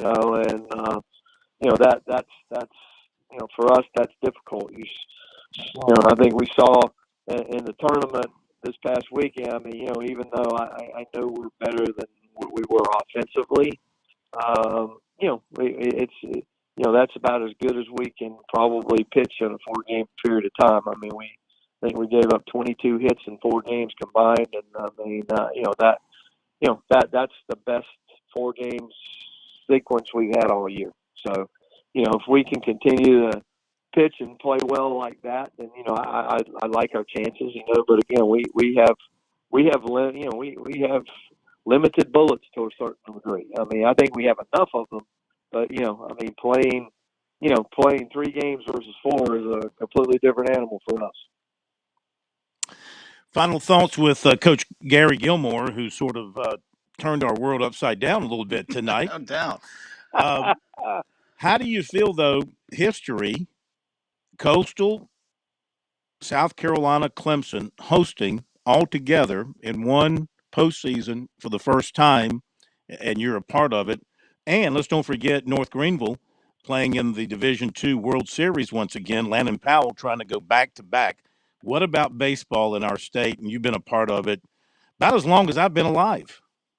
Oh yeah, no, it's. I'll be honest with you, it's incredible. What Eric has done at Clemson. I mean, they got on a roll, and man, they've been unbelievable. And Mark's team for up until about 2 weeks ago, they were going to probably be one of the top 2 or 3 national seeds, and between injuries and things like that, just really kind of set them back just a little bit. But I know he's got an outstanding team, and they're going to be a force to be reckoned with too.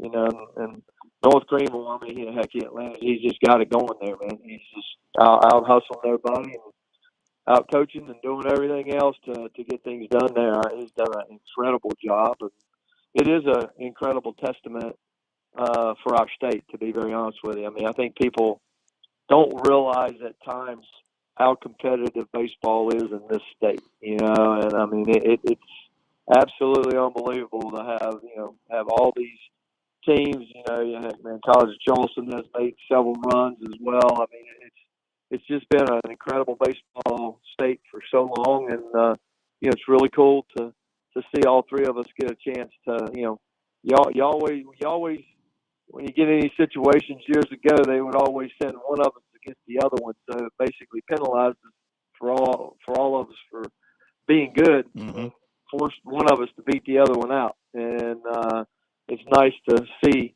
that they went a different route this time. They give all 3 of us an opportunity to see if we can break through.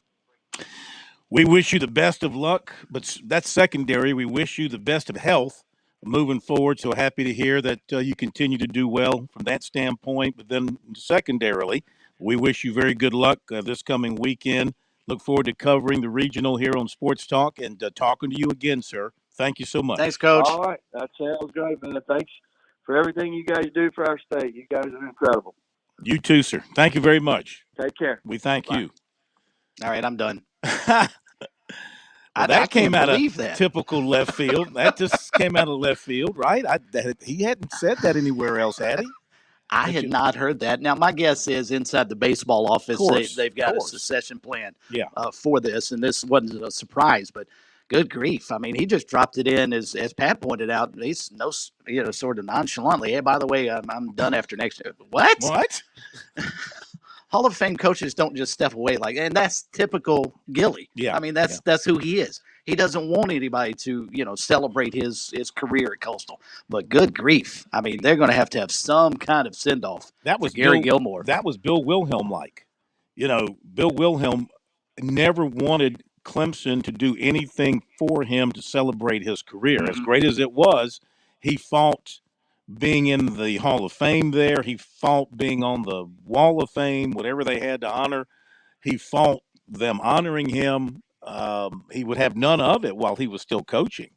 Right. I think even it was a few years afterwards that he finally relented, but golly, Coach Gilmore just dropped a what would that be? That coming from left field or a grand slam or whatever. But so Gary Gilmore says on Sports Talk tonight that next year, 2024, will be his last season coaching the Shots. Now they do have a succession plan in place, right? His longtime assistant coach. Yeah, Kevin Stahl's been there forever and has done a terrific job recruiting, and he understands that program as well as anybody. So they're in a good place to hand it off. But, I mean, you just don't anticipate it. It was going to happen at some point in time. I'm just glad he's going to be able to go out on his own terms. My fear was when the cancer diagnosis came that the coach was not going to be able to step away from baseball on his own terms. And it sounds like he just wants to go spend more time with the grandkids. And you being popcorn, you understand. You want to go hang out with the grandkids. And I think it's great. I'm just stunned. I really am shocked that here we sit getting ready for a regional. I thought it was kind of silly to sit there. Well, Coach, if you don't mind, how about breakdown writer? Yeah. After you just announced you're retiring after 40 years of coaching. That's why I turned it over to you. Yeah, I appreciate that. Well, I can't wait to hear what Gentleman Jim Toman has to say about it when he joins us after the break. As he'll talk about all three of these regionals, and he's going to have a lot of interest in all three of them. First of all, the Gilmore news, and then of course his alma mater, Ray Tanner's alma mater, coming to Columbia. NC State is part of that regional, and then you got the hottest team in the country in Clemson. So a lot of pieces of meat he can stick his teeth into, and we'll do that after the break, and then we'll wrap it up with the recruiting. So you don't want to leave us. Big half hour coming up on Sports Talk. On Point Weather is made possible by our friends at Palmetto Citizens Federal Credit Union on 107 The Point.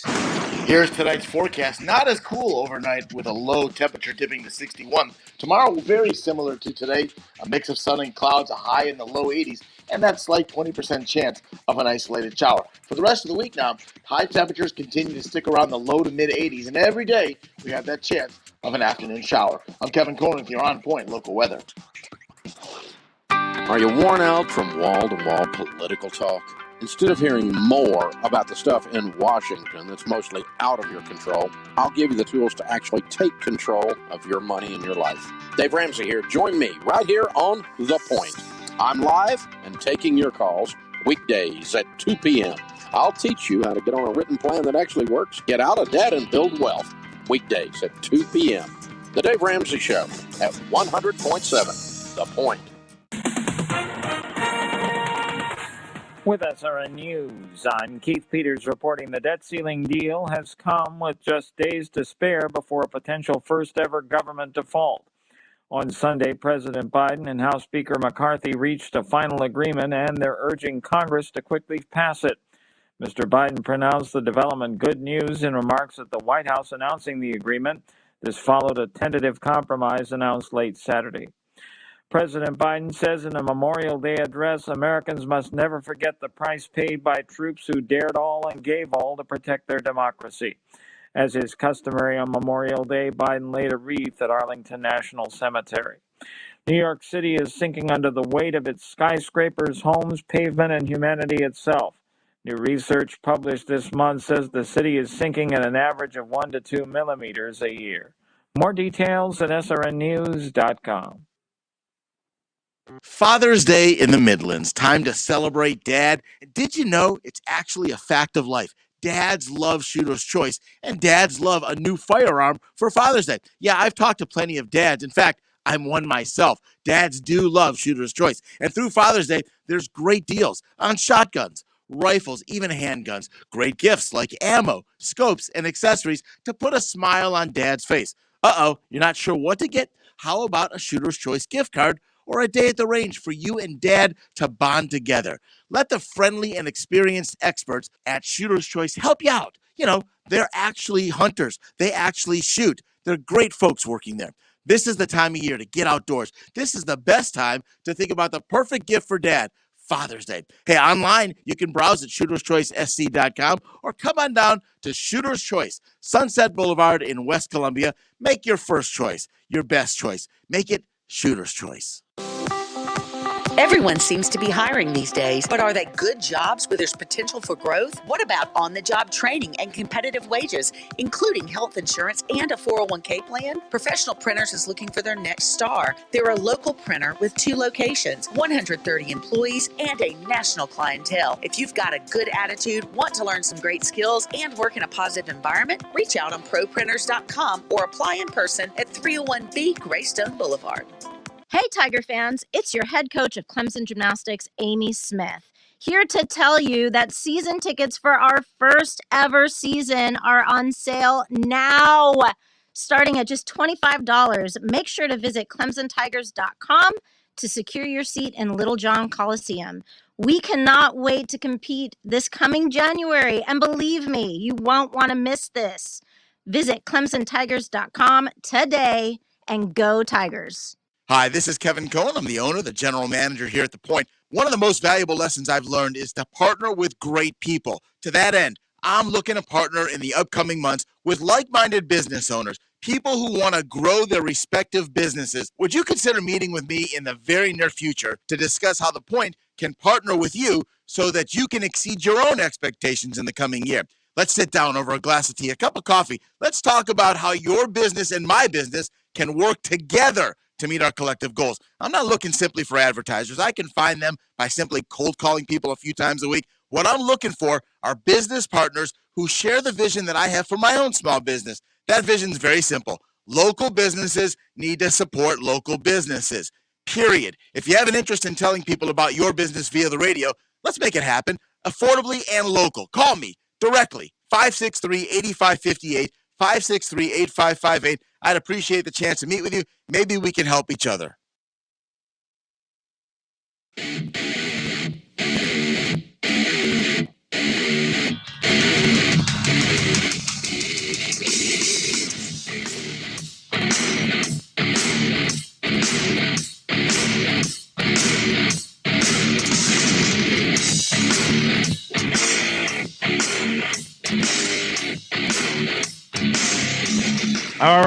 All right. Quick update from Charlotte. Blaney won the last stage 3. So that's his first stage win of the year. 100, make that 98 laps to go. Ryan Blaney has a 7/10 of a second lead on Tyler Reddick. Tyler Reddick wearing the Michael Jordan Tar Heel colors in his race trim today. Martin Truex Jr. third, William Byron fourth. Ty Gibbs has moved up to fifth. Then it's Kyle Larson, Kyle Busch, Kevin Harvick, Ricky Stenhouse Jr., and Alex Bowman rounding out your top 10. They've got 98 laps to go in Charlotte. Looks like they'll finally get that race in and then move on.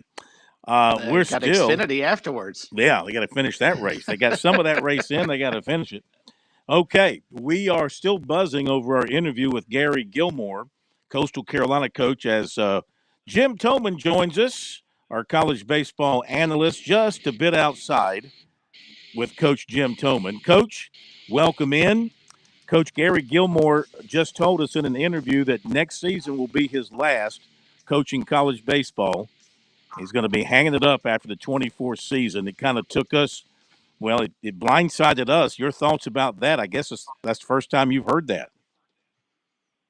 Well, me and Gary go back a long ways. He beat up on me really good when I was the head coach at Liberty University. I finally got him one weekend. We beat him twice. Then we beat Campbell. Then we beat Clemson twice in the Gamecocks regional. But I didn't beat him too often. I think at one point, he had about 20 wins against us, like in a row. So that guy has pretty much, him and Scott Barry at Southern Miss are probably the two best mid-major coaches of all time. I mean, they, if you want to call it mid-major, but they're really year in and year out are just really good. So I had he had hinted that to me a couple years ago while we were scheduling, and I scheduled well ahead when I was at Middle Tennessee State, and he said, yeah, one of these years is going to be my last. I'd love for you to be there playing. So I'm pretty sure that I thought it was going to happen this year, but he says next year. That's wonderful. I hope he wins the national title again and goes out in a blaze of glory. But that's a great man and an incredible career for him. Absolutely. Your team at Liberty nearly derailed their national championship run in 2016, didn't you? Well, I don't know about that. They were going to make the regionals anyway. We lost to them 1-0 that year. Yep. In the Big South Championship. And then about 3 weeks later, they were NCAA champions. So, we almost had them. We had the first and third, I think, in the 8th inning with one out and couldn't score, and they scored a run, and they beat us 1-0, but and then they went on to win the whole thing. So it really shows that if you get the right players and you have really good coaching and good facilities and they have good fans there. I mean, they just got it going, and it doesn't matter whether in the SEC or ACC or the Big South. They won a national title, and they gave a lot of mid-major teams hope because they were so good. What do you make of the 3 regionals in our state? The one at Clemson, the one in Columbia, and the one in Conway. Well, Phil, I hate to talk my own horn, but I've been telling you for 3 weeks we're getting 3 in the state. Yep. Okay? Yep. And we did. Now, it was pretty close, but we ended up getting 3, and I'm very happy for Coach Kingston and staff and Monty Lee. And obviously, Clemson has been the hottest team in the country, along with Miami. And Coastal Carolina slipped up a little in their tourney, but they had a good enough RPI to host as well. So happy for all 3 teams. It's always good for the state of South Carolina to, have teams in regionals and have teams hosting. And it just shows you how good the high school coaching and the junior college coaches in state and the players. It's a heck of a state for baseball. A lot of good high school coaches, a lot of good high school players. And all 3 of them teams, they have differing amounts of South Carolina kids, but, it's sometimes South Carolina will have half their team will be South Carolina kids. So great state for baseball, and I think it's nothing but a positive for our state.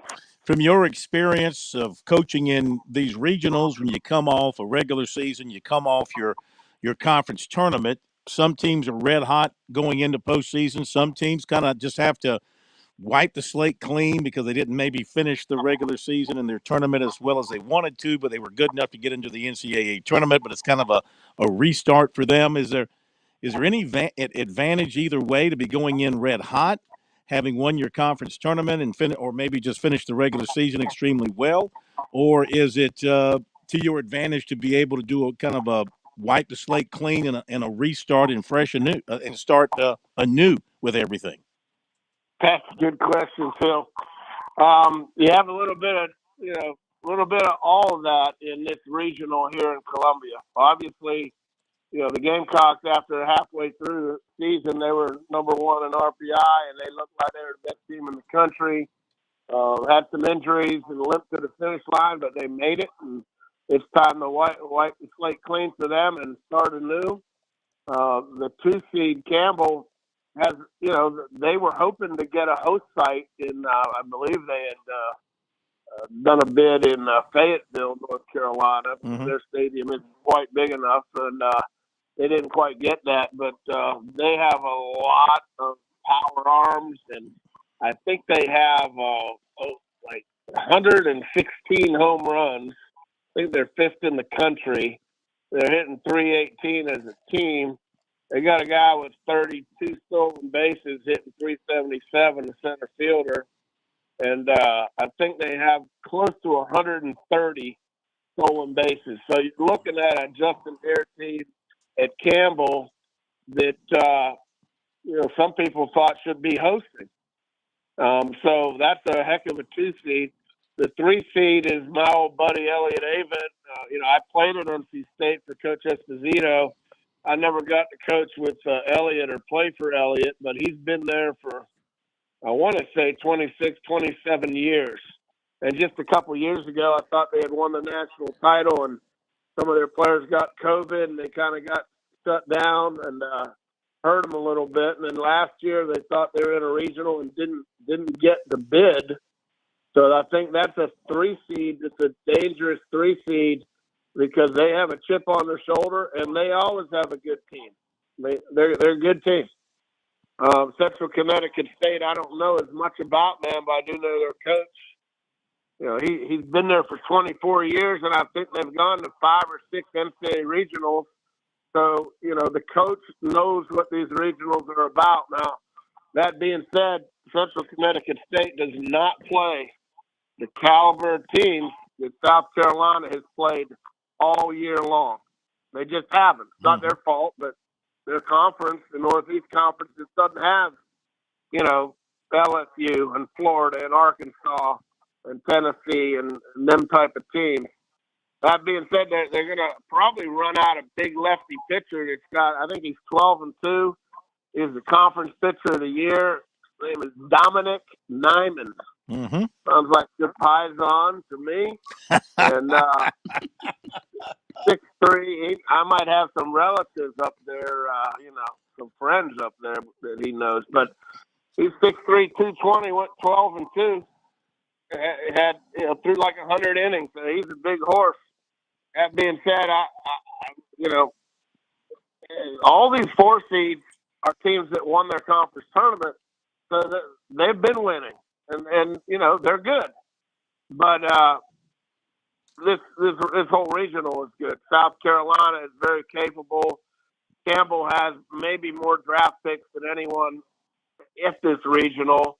NC State is a perennial regional team, and Central Connecticut State is going to battle, and they've been to 4 or 5 regionals lately. So it's not going to be easy for the Gamecocks, but it'll be fun to watch, and proud of the teams for hosting the regional. All right, let's go up to Clemson with Eric Bakich coming off an ACC championship in his first season, tournament championship. It's funny, at Clemson, the best thing they could do is fire their coach after 1 year, because 3 straight first-year coaches have come in and won the ACC tournament championship. Jack, Monty, and Eric. So, but and Bob Smith too, guys. In 1954, he did it before Willie. If it happened before I was born, I don't think it happened. I don't count it. Yeah, you guys are dating yourselves. You guys are a little bit older than me, I think. But look at their tournament field. Look at who they've got. They've got Tennessee coming in. Yeah. They've got a Charlotte team that's dangerous, and Lipscomb that I think won their conference. So what do you see from the Tigers' standpoint? Yeah, well, the Tigers are the hottest team in the country. Now, maybe they should have lost a game or 2 in the last couple of weeks just to show that they're mortal. But, they're the hottest team in the nation coming in. I think them and Miami might be the 2 hottest. Lipscomb, I'm familiar with them. They're 30 minutes down the road in Nashville. Coach Forehand's done a nice job with them. And, they're conference champs. In the Atlantic Sun, and they had a heck of a year, and they're very capable for a 4 seed. I think I was thinking maybe they'd be a 3 seed. So they're a very good program. Obviously, Tennessee being a 2 seed, they're a team, and if they had won 1 or 2 games in the SEC tournament, they'd be hosting where they're really good. But you're talking power arms, power bats, guys that can run, a lot of draftable guys. A team that had the best team in the country last year that didn't quite get to Omaha, but maybe this is their year where no one's expecting them really, to go to Omaha because they're nowhere near the record that they had last year. But they're very, very good.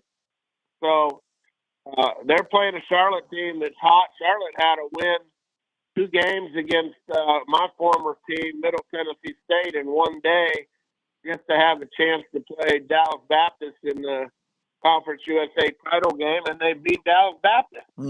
So Coach Woodard's doing a great job up there. He's only been there for 3 years or so, and didn't go to a regional last year, but went the year before, and he's back in a regional, and they've got a lot of it. They're sort of similar to Campbell, and they got a lot of hard throwers. So, Clemson obviously be the favorite, but look out for Tennessee. Let me ask you quickly about Coastal's regional with Rider, Wilmington, and Duke. Of course, they are the number 10 national seed. They're at home. Maybe you would certainly ride with the Chanticleers, even though they didn't get it done in their tournament. They won their regular season, but what do you think about their chances of coming out of this region and advancing?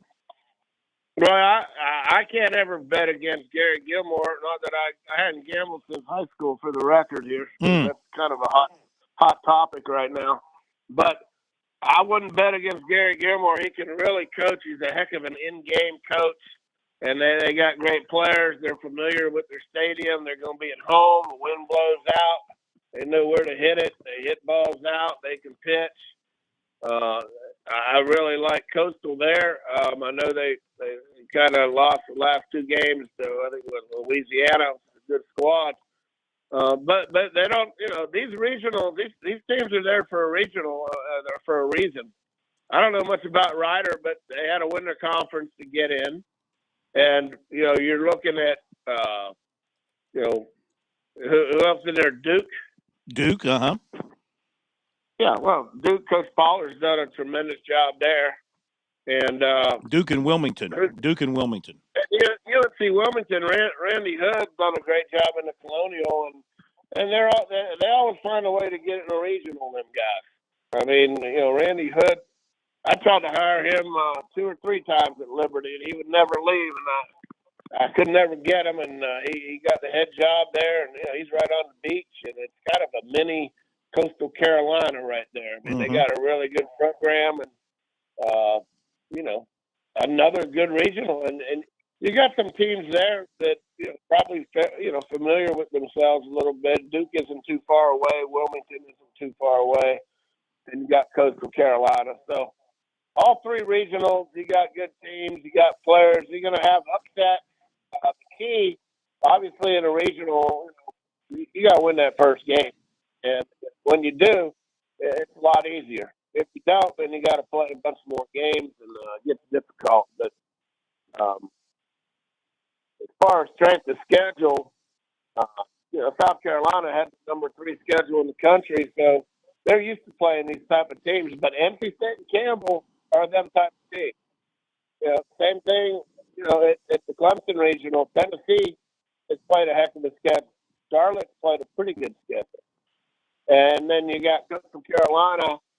Wilmington played the tough Colonial Conference with College of Charleston and Northeastern and Elon. Good league, and Duke obviously plays in the second best league in the country for me. And Coach Pollard's done a great job there. And they have 4 or 5 guys that are going to be drafted too. So a lot of good baseball games we played. I'm hoping to jump in the car and head to Columbia. I hope I can make it to the regional.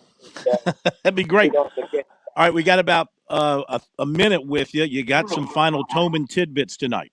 Absolutely. Let's go. North Greenville, Landon Powell, Trey Dyson, going back to the D2 World Series to defend their title. Tremendous job by Landon Powell. That guy should get a D1 job soon.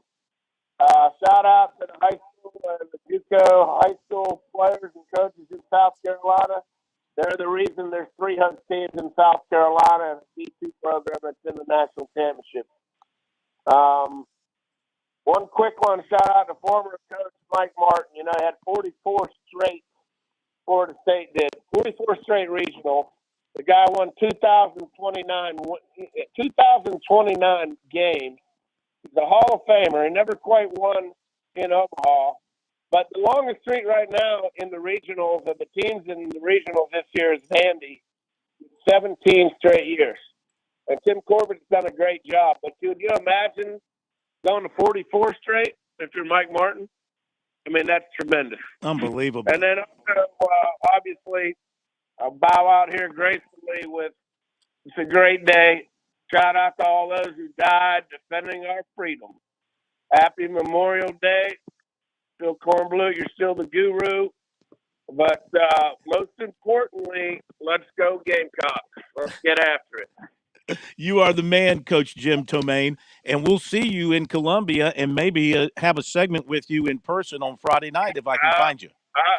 I hope so. I'll probably be at one of them fancy hotels or I'll be at Planet Fitness working out. Okay. I'll be in touch, sir. Thank you. I'm hoping to sneak a ticket or 2 out of Coach Tanner, but I don't know if I'll get that or not. It's a Wolfie reunion in Columbia.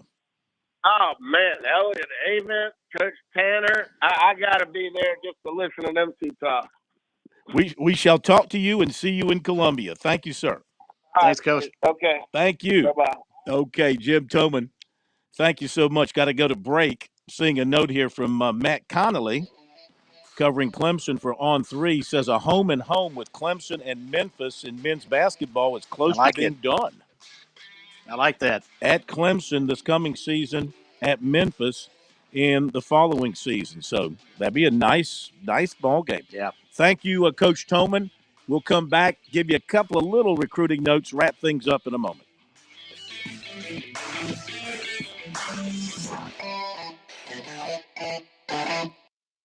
Hi, I'm Jim Corbett. I've been an attorney for more than 30 years. There's one thing I've learned about injury cases. It's you need the personal touch. You need the lawyer to get to know you and describe your damages. You don't want a case manager talking to an insurance company, then talking to you, and then talking to maybe to a lawyer with limited experience at the last minute to try to settle a case. I talk to you, I find out what your case is about. Jim at JimCorbettAttorney.com. Jim at JimCorbettAttorney.com for your injury cases.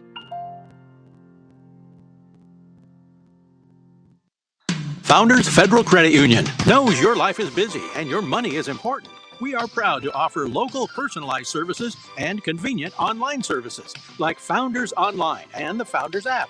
You'll love being with us as much as we love serving you. Visit RelaxJoinFounders.com or one of our 37 convenient locations to see if you qualify for membership with Founders. Relax, win with Founders. Terms and conditions apply. Founders Federal Credit Union is federally insured by NCUA. Hi, this is Billy Downer from the South Carolina Department of Natural Resources. Are you looking for a safe place to shoot your rifle or handgun? Did you know that the South Carolina Department of Natural Resources operates 4 manned ranges across the state in Pickens County, Spartanburg County, Richland County, and Charleston County? For more information on our public ranges, visit dnr.sc.gov/shooting. Life. It has its ups and downs. Sometimes it's little things like hitting every red light or dropping your cell phone. Maybe it's the bills, rent, or pressure at work. But when it comes to the South Carolina Education Lottery, you should never feel like playing will solve everything. The lottery is a game. It's played for fun. So set a dollar amount. Expect not to win and make sure responsibilities, family, friends, and work come first. Visit PlayResponsiblySC.com. If you're looking to stay hydrated this summer, turn toward a southern favorite, sweet South Carolina watermelons. One slice is equivalent to a glass of water and is just as effective as sports drinks for hydration. If you don't believe us, you can ask the Palmetto State's top football teams. The SC Watermelon Association will be serving up slices after summer practice to keep our teams fueled and hydrated. Visit scwatermelon.org for all the details and look for ripe South Carolina watermelons in your hometown.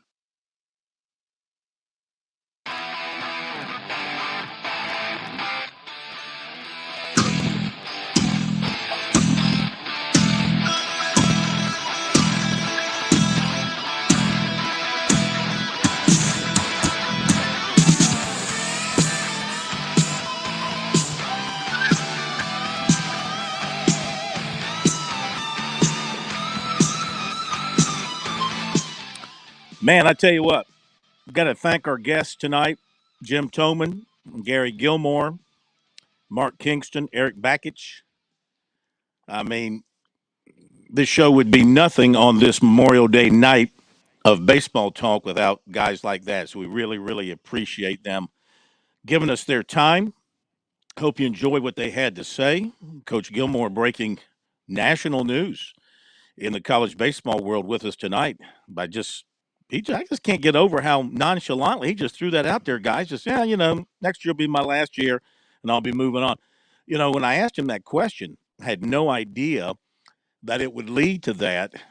But, I got a feeling, Chris, guys like Gary Gilmore who've known college athletics in only one way, they just don't want to deal with this new era of college athletics. That's just I'm not saying that is the reason or even a part of it.